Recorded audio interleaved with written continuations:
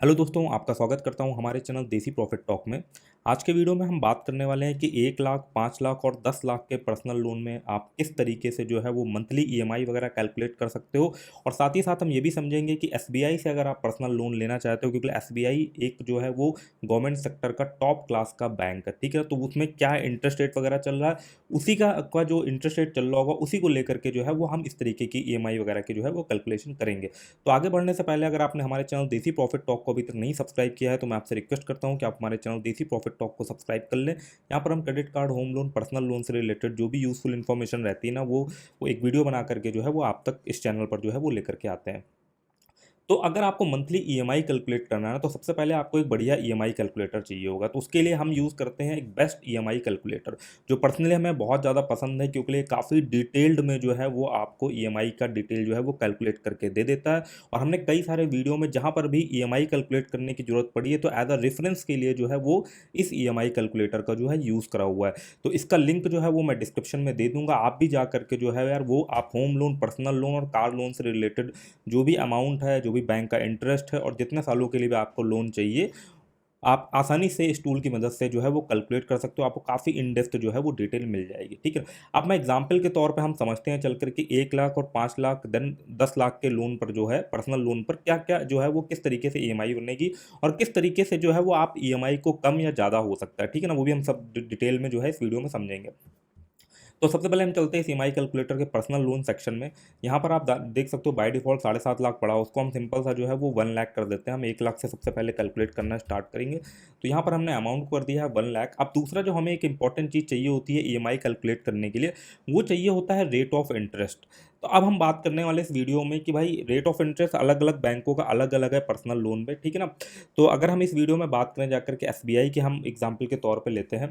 तो एसबीआई में आप देखोगे जाकर के तो तरह-तरह करके, अगर हम यहाँ पे पर्सनल लोन के टाइप की बात करें तो एसबीआई में तरह-तरह के, हम ऑफिशियल एसबीआई की साइट में यहाँ पर कई तरीके का पर्सनल लोन जो है वो एसबीआई ऑफर करता है, जिसमें कि आप देख सकते हो एसबीआई कवच पर्सनल लोन है जो कि कोविड पेशेंट वगैरह के लिए होता है, एसबीआई पेंशन लोन है, आपका एसबीआई एक्सप्रेस क्रेडिट लोन है, pre approved personal loan on YONO है, ठीक है। यूनो वगैरह अगर आप ऐप देखोगे तो उसमें भी क्या है ना कि अगर आपका एसबीआई में अकाउंट वगैरह रहता है ना, तो वो आपके जो भी आप ट्रांजेक्शन वगैरह करते हो उसके हिसाब से आपको प्री अप्रूव्ड लोन के भी जो है ऑफर वगैरह दिखाता रहता है। जैसे कि आपको कई सारे बैंकों के, अगर आपका प्राइवेट बैंक वगैरह में अकाउंट होगा तो फ़ोन कॉल वगैरह भी आता रहता है कि भाई आपका जो है वो एक, हमारे पास जो है वो आपका एक प्री अप्रूव्ड पर्सनल लोन दिख रहा है। तो इस तरीके का अगर आप यूनो ऐप यूज़ करते हो ना, तो उसके भी ऑफर वाले सेक्शन में आपको कई सारे पर्सनल लोन के ऑफर वगैरह भी दिख जाएंगे ना।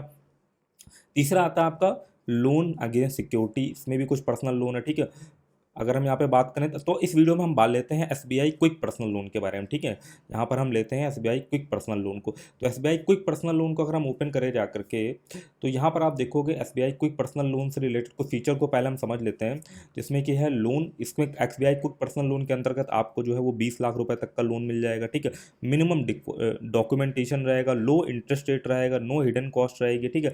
Interest on daily reduction balance रहेगा, प्रोविजन ऑफ सेकंड लोन रहेगा ना, लो प्रोसेसिंग चार्जेस रहेगा। तो ये सब तो कुछ फीचर्स है ना। तो अभी हम समझते हैं चल के भाई ये जो एसबीआई में जो है वो पर्सनल लोन का इंटरेस्ट रेट क्या चल रहा है। हमने यहाँ पे कई सारे जो है वो लोन के टाइप्स देखे हैं इस वीडियो में ना। अब अलग अलग टाइप्स के लिए जो है वो अलग अलग पर्सनल लोन का इंटरेस्ट चल रहा होता है। तो अगर हम मोटा मोटा इंटरेस्ट की बात करें चल करके, तो इस पेज में आप देख सकते हो यहाँ पर जो है सबसे पहले मान लीजिए एक्सप्रेस क्रेडिट लोन की बात हो रही है। तो यहाँ पर जो आपका मोटा मोटा इंटरेस्ट बन रहा है वो बन रहा है 10.60% से लेकर के 11.10% के आसपास, ठीक है ना। अब ये डिपेंड करता है आपके क्रेडिट स्कोर पे, सिविल स्कोर पे। अगर आपका सिविल स्कोर काफ़ी बढ़िया है, 750 प्लस है, तो आपको लो इंटरेस्ट रेट पर जो है वो पर्सनल लोन मिल जाता है, ठीक है। अब वहीं पर फिर अदर भी है, फॉर अदर एप्लीकेंट की अगर हम बात करें जाकर, तो उनके लिए 10.60% से 12.60% है। फिर और बहुत सारे क्राइटेरिया हैं, जैसे देख सकते हैं एक्सप्रेस इलाइट सिग्मा है, इसमें आपका पर्सनल लोन का जो इंटरेस्ट रेट है वो 9.60% से लेकर के 11.10% है, ठीक है ना। Express credit non permanent employees के लिए अगर आप देखोगे तो 11.50% से लेकर 13.60% है। कुल मिलाकर के जिस तरीके का आपका प्रोफाइल होगा, जिस तरीके की आप जॉब वगैरह कर रहे होगे ना, उस चीज़ों पर जो है वो आपका भी इंटरेस्ट रेट भी जो है वो वैरी करता है। जहाँ पे आप देख सकते हो यहाँ पर जो एक्सप्रेस क्रेडिट लोन था, इसमें आप देख सकते हो ये डिफेंस, पैरामिलिट्री और इंडिया जो पोस्ट गार्ड सैलरी पैकेजेस के एप्लीकेंट होते हैं ना, उनके लिए, मतलब कि डिफेंस वालों के लिए जो है वो, अगर उन्हें पर्सनल लोन की रिक्वायरमेंट है तो उनका कुछ इस तरीके का जो है वो इंटरेस्ट रेट देखने को मिलेगा। तो मैं एग्जांपल के तौर पर लेते हैं, हम एक मॉडरेट लेवल पे लेकर के चलते हैं। फॉर एग्जांपल के लिए मैं 11% का इंटरेस्ट रेट जो है वो यहाँ पे डाल देता हूँ, जैसा कि यहाँ पे फिल हुआ था, ठीक है, मुझे 11% पे जो है वो लोन मिल रहा है। अब यहाँ पर दूसरी जो इंपॉर्टेंट चीज़ आती है वो आती है कितने सालों के लिए आप लोन ले रहे हो। और पर्सनल लोन ज़्यादातर जो बैंक ऑफर करते हैं वो 5 सालों के लिए करते हैं, तो इसमें हम जो है वो 5 ईयर जो है वो सेलेक्ट कर लेते हैं। तो अगर आप 1 लाख का लोन 11% के इंटरेस्ट रेट पर 5 सालों के लिए लेते हो, तो आपका मंथली ईएमआई जो बनेगा वो बनेगा जाकर के 2,174 रुपये के आसपास। जिसमें कि अगर आप 1 लाख का लोन 11% इंटरेस्ट पे 5 सालों के लिए ले रहे हो, तो टोटल आपको जो बैंक को ब्याज देना पड़ेगा वो देना पड़ेगा 30,455 रुपये के आसपास 5 सालों में। और यहाँ पर आप जो है वो इस पाई चार्ट में आप देख भी सकते हो, जो ग्रीन वाला एरिया है ये जो है आपने लोन अमाउंट लिया हुआ था जो कि था 1 लाख रुपए, एग्जाम्पल के तौर पे अभी हम जो समझ रहे हैं। देन फिर यहाँ पर जो आपका इंटरेस्ट रेट पड़ रहा है, जो आपका इंटरेस्ट का पैसा, ब्याज ब्याज का पैसा बैंक को दे रहे हो, वो आप दे रहे हो 23%, क्योंकि आप 5 सालों में बैंक को दोगे। तो कुल मिलाकर के जो 1 लाख रुपए का लोन था और जो ये ब्याज का पैसा, इसको टोटल करके आप देखोगे जाकर के, तो आपका जो अमाउंट बनेगा वो बनेगा 1,30,455।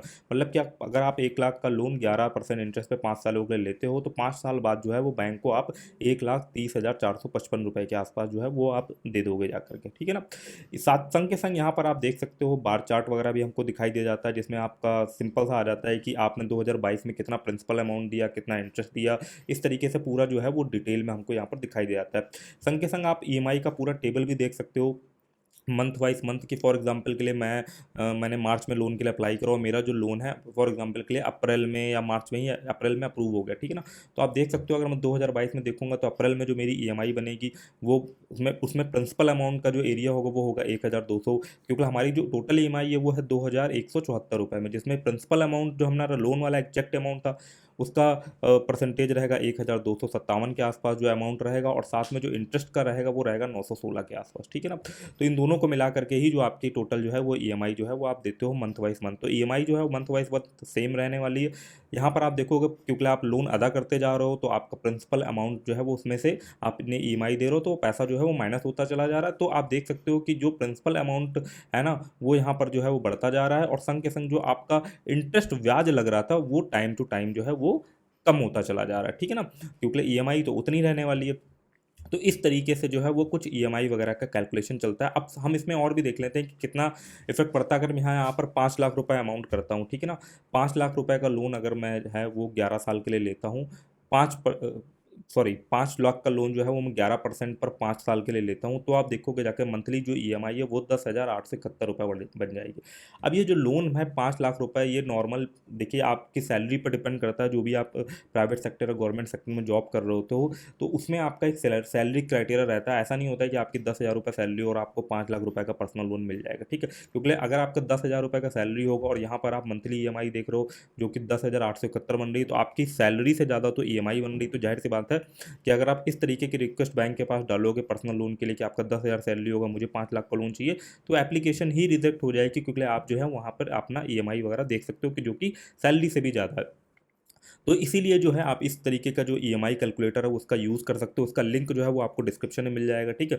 तो आप जा करके चेक कर सकते हो कि भाई कितना ईएमआई वगैरह बन रहा है। तो अगर यहाँ पे हम बात कर रहे थे 5 लाख रुपए के का, तो 5 लाख का लोन अगर आप 11% के इंटरेस्ट पे 5 सालों के लेते हो, तो मंथली ईएमआई जो है वो 10,871 रुपये बनेगा, जिसमें आप ब्याज ब्याज का पैसा जो है बैंक को देने वाले हो वो देने वाले हो 1,52,273 रुपये 5 सालों में। तो टोटल मिला करके जो आपका 5 लाख का लोन था वो बन जाएगा जाकर के 6,52,273 रुपये जो है वो टोटल आपको 5 सालों में बैंक को देने पड़ेंगे, ठीक है। अब इसी को अगर हम यहाँ पर 10 लाख कर ले जा करके, तो आप देखोगे ईएमआई जो है वो बढ़ती चली जाएगी। आप देख सकते हो यहाँ पर ईएमआई काफ़ी ज़्यादा हो गई है।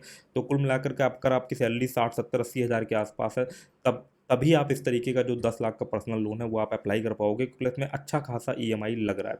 और जैसे जैसे अगर आप जो है वो टाइम को कम करते जाओगे, जैसे कि 5 साल का लोन है तो आप टाइम को कम करोगे ना, फॉर एग्जांपल के लिए मैं यहाँ पर कर देता हूँ 3 साल के लिए ना, तो आप देखोगे ईएमआई जो है वो बढ़ जाएगा। बट टाइम कम करने पर जो है वो आपका इंटरेस्ट का अमाउंट जो आप अपना हार्ड अर्न मनी जो है वो एज अ ब्याज के तरीके बैंक को देने वाले हो, उसमें भी कमी आती है। ठीक है ना, तो बेनिफिट रहता है कि अगर आप कभी आपके पास हुआ, आपने प्री पेमेंट कर दी, जल्दी से जो है लोन चुकता कर दिया, तो आपको जो है ब्याज में जो है वो काफ़ी ज़्यादा इफेक्ट देखने को मिलता है। आप देख सकते हो यहाँ पर 3 साल, अगर मैं फॉर एग्जांपल के 10 लाख का लोन जो है वो 11% के इंटरेस्ट पर 3 सालों के लिए ले रहा था, तो जो मुझे ब्याज ब्याज का पैसा 3 सालों में बैंक को देना पड़ रहा था, वो देना पड़ रहा था 1,78,594 रुपये। ठीक है ना, और वही अगर मैं यहाँ पर 5 साल कर देता हूँ ना, तो ये जो अमाउंट है ये बन जाता है 3 लाख। 3 लाख के आसपास जो है मुझे बैंक को एज अ ब्याज के तरीके देना पड़ रहा था। और अगर मैं लोन को जो है लिया मैंने 5 साल के लिए था, बट मैंने प्री पेमेंट करके इसको चुका दिया 3 सालों में ही, तो आप देख सकते हो यहाँ पर काफ़ी बड़ा अमाउंट, करीबन 1.25 लाख के आसपास जो अमाउंट है मेरा बच जाता है। तो ये जो है प्लानिंग आप इसी तरीके से इस ईएमआई कैलकुलेटर की मदद से कर सकते हो। उसका लिंक आपको डिस्क्रिप्शन में मिल जाएगा, जरूर जा करके जो है वो चेकआउट करें चल के। अब थोड़ा सा हम और भी चीज़ें थोड़ा सा डिटेल में समझते हैं चल करके, कि अगर आप एसबीआई से पर्सनल लोन ले रहे हो, ठीक है ना, तो यहाँ पर हमने कुछ जो है वो फीचर समझे थे, जो कि हमने पर्सनल लोन का टाइप जो सेलेक्ट करा था वो सेलेक्ट करा था एसबीआई क्विक पर्सनल लोन। तो अगर हम यहाँ पर हमने फीचर की तो बात करें, अब हम एलिजिबिलिटी की बात करें कि अगर आप पर्सनल लोन लेना चाहते हो तो उसके लिए क्या एलिजिबिलिटी जो है वो रहेगी। तो एज अ इंडिविजुअल के तरीके बात करें तो individual having salary account with any other bank, मतलब यहाँ पर आपका कोई कंपलसरी नहीं है कि भाई अगर आप पर्सनल लोन के लिए अप्लाई कर रहे हो ना, तो आपका जो अकाउंट है वो एसबीआई में ही होना कंपलसरी हो। कुछ कुछ जो इसके लोन के टाइप है उसमें, जैसे अगर हम इसके एक्सप्रेस क्रेडिट की बात करें जाकर, तो इस केस में क्या होता है, आपका अकाउंट जो है वो एसबीआई में ही होना चाहिए। यहाँ पे लिखा भी है loan to salaried employ having salary account with SBI, मतलब कि इसमें आपका अकाउंट जो है वो एसबीआई में ही होना चाहिए। बट ये वाला जो टाइप है लोन, ये sorry, SBI quick personal loan के अंदर अगर आप जाओगे तो यहाँ पर आप देखोगे तो उसमें ऐसा कोई भी क्राइटेरिया नहीं है कि आपका जो अकाउंट है वो सैलरी, जो भी अकाउंट है सैलरी अकाउंट, वो एसबीआई के साथ हो। किसी भी अदर बैंक के साथ भी अगर आपका सैलरी अकाउंट होगा तो भी आप जो है वो एसबीआई से पर्सनल लोन के लिए जो है वो रिक्वेस्ट डाल सकते हो। अब यहाँ पर जो एक क्राइटेरिया रहेगा मिनिमम नेट मंथली इनकम का, मतलब कि मंथली सैलरी मिनिमम जो है वो 15,000 होनी चाहिए। ईएमआई एनएमआई रेशियो की बात करेंगे तो वो लेस देन 50% होना चाहिए। एम्प्लॉय वर्किंग विथ होना चाहिए, जो बंदा है वो काम कर रहा हो सेंट्रल स्टेट ना, quasi government, central state, PSUs, corporate, private and public sector, educational institution, national reputed, अगर मतलब किसी भी तरीके की आप जो है रेपुटेड जगह पर, या प्राइवेट कंपनी हो या गवर्नमेंट सेक्टर की जॉब हो, वहाँ पर अगर आप काम कर रहे हो, देन फिर जो है वो आप लोन के लिए अप्लाई कर सकते हो। एज की लिमिट अब देख लेते हैं। एज की लिमिट जो है वो 21 साल से लेकर के 58 साल जो है वो है। मिनिमम सर्विस ऑफ 1 ईयर, मतलब अगर आप कहीं पे जॉब कर रहे हो तो एटलीस्ट आपने जो है वो 1 साल वहाँ पर काम करा हो। अब लोन के अमाउंट की अगर हम बात करें जाकर, तो मिनिमम जो आपको मिनिमम से मिनिमम लोन मिलेगा वो 24,000 के आसपास मिलेगा। मैक्सिमम अगर हम लोन की बात करें जाकर, तो मैक्सिमम से मैक्सिमम लोन जो है वो आप 20 लाख के लिए जो है वो अप्लाई कर सकते हो 24 टाइम्स एनएमआई में। ठीक है ना, तो अब हम यहाँ पर टर्म्स एंड कंडीशन की बात देख लेते हैं। तो प्रोसेसिंग फीस की अगर हम बात करें जाकर के, तो प्रोसेसिंग फीस लगेगी जो भी आप लोन ले रहे हो उसका लगभग 1.5% ऑफ द लोन अमाउंट। ठीक है, जो भी आप फॉर एग्जांपल अगर आप 1 लाख लोन ले रहे हो ना, तो 1 लाख के केस में आप देखोगे 1.5% जो है वो उसका आपका प्रोसेसिंग फीस लग जाएगा करीबन 1,500 के आसपास।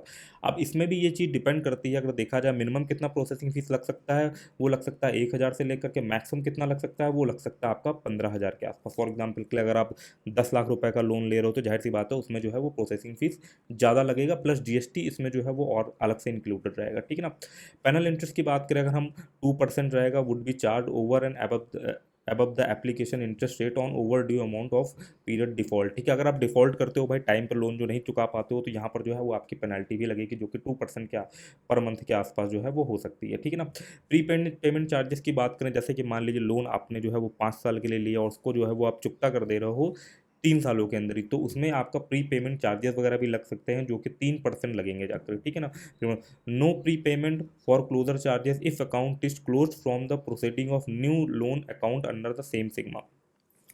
अगर आपको नया लोन उसी सिग्मा के अंतर्गत अप्लाई करते हो ना, देन फिर जो वहाँ पर प्री पेमेंट के जो चार्जेस है वो नील हो जाएंगे। ठीक है ना, अब यहाँ पर अगर हम देखें जाकर रीपेमेंट पीरियड देखे जाए तो मिनिमम जो है वो 6 महीने के अंदर आप सेलेक्ट कर सकते हो कि भाई जो भी मैंने लोन लिया है उसको मैं 6 महीने के अंदर चुका दूंगा।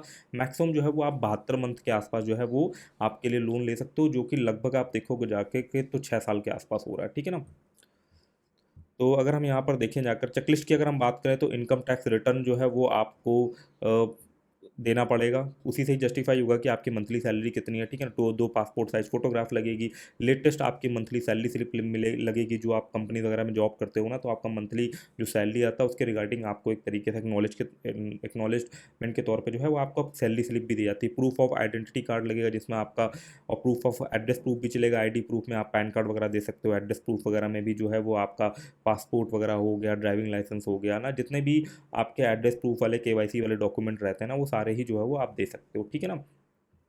तो इस तरीके का जो है वो कुछ सिस्टम रहता है पर्सनल लोन लेने का एसबीआई से, तो उसके बारे में हमने डिटेल में बात कर ली। प्लस हमने ये भी समझ लिया कि जो हमारा लोन का अमाउंट था 1 लाख, 5 लाख, 10 लाख में हम आप किस तरीके से जो है वो मंथली ईएमआई वगैरह आप जो है वो कैलकुलेट कर सकते हो, कैसे जो है वो आप अपने इंटरेस्ट को बचा सकते हो अगर आप प्री पेमेंट करके लोन को टाइम से पहले चुका देते हो। तो आई होप आपको ये वीडियो इन्फॉर्मेटिव लगा हो। अगर वीडियो इन्फॉर्मेटिव लगा हो तो वीडियो को लाइक कर देना, चैनल पर नए हो चैनल को सब्सक्राइब मार देना। मिलते हैं अगले वीडियो में, तब तक के लिए धन्यवाद।